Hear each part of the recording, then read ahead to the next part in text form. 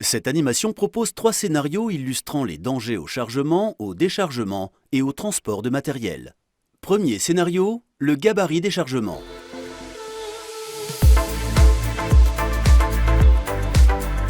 Le camion est passé sous un pont. Un escalier qui dépassait heurta le pont et tomba du camion.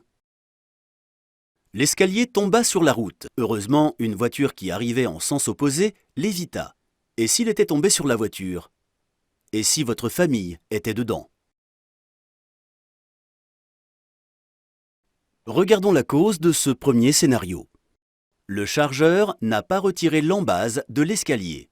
Les leçons à tirer de ce premier scénario. Un mauvais chargement peut mettre en danger la vie d'autrui. Le chargeur est responsable des chargements sur le plateau du camion et des conséquences en cas de chute ou de glissement de matériel sur la voie publique.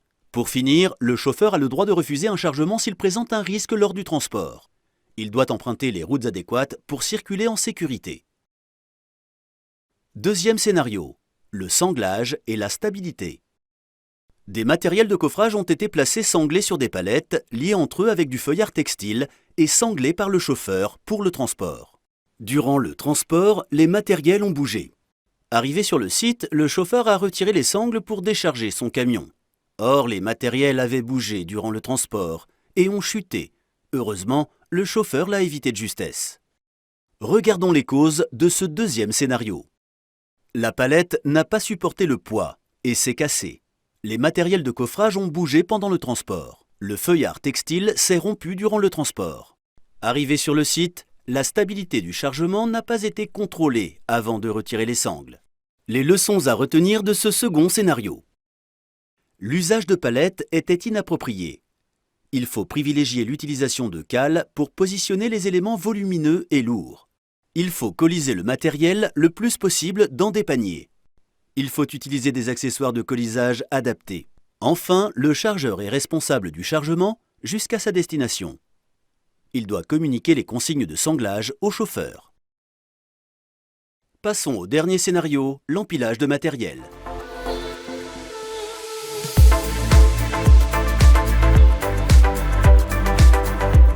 Les manutentionnaires pourtant expérimentés ont eu beaucoup de difficultés à faire face à cette situation dangereuse.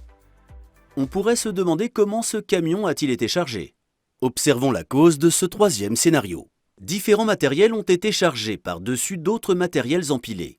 Les leçons à retenir de ce dernier scénario. Il ne faut pas empiler des matériels hétérogènes et non compatibles. Il faut respecter les règles de superposition des matériels. Il faut commander le transport approprié en fonction de la quantité et du type de matériel à retourner. Il ne faut pas escalader le matériel pour élinguer une charge ou ôter les élingues. Les sangles ne doivent pas être positionnées sur un angle vif sans protection.